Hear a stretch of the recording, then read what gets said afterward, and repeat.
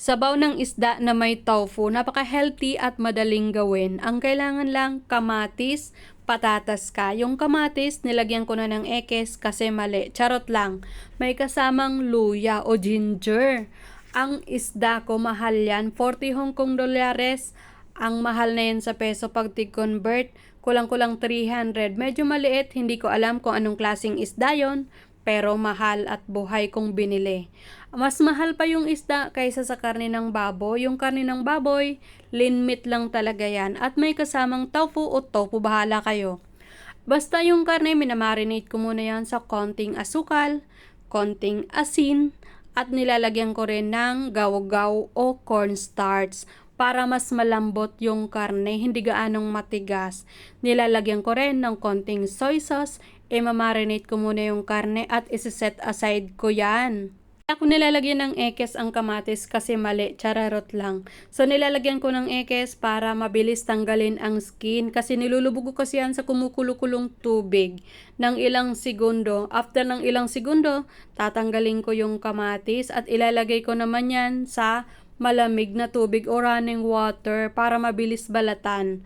Matanggal ka agad ang skin ng kamatis. So napaka-easy tanggalin ang skin ng kamatis pag nilagay sa konting hot water. Tinatanggal ko yung skin para pag nilagay sa sabaw, walang lumulutang na parang cellophane. Napaka-healthy ng kamatis ilagay sa sabaw.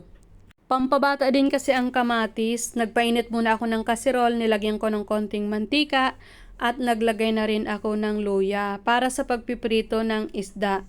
Iprito ko muna ang isda ng saglit lang sa may luya para mas masarap yung lasa ng isda at lalagyan ko yan ng kumukulo-kulo-kulo talagang tubig.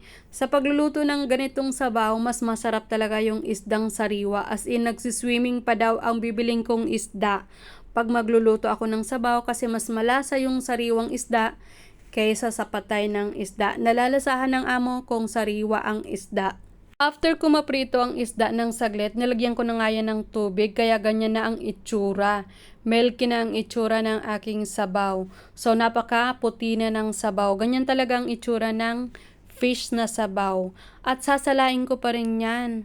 Isala ko pa rin yung aking fish na sabaw para walang tinik. Hindi naman kasi kailangan yung isda na after ko masala, itatapon ko yan. Pag hindi na kailangan, itatapon na. Parang tao lang. Pag hindi ka na kailangan, parang itchapwera ka na lang. Charot lang. After ko masala, so yun na nga yung sabaw, wala ng tinik.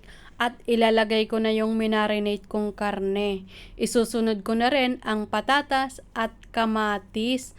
Pag nilagay ko na yung kamatis sa sabaw, wala na talagang lumulutang na parang cellophane. Ilalagay ko na rin yung tofu o bahala kayo dyan, basta kung anong gusto nyong ibigkas dyan. Basta galing yan sa soya beans, tofu.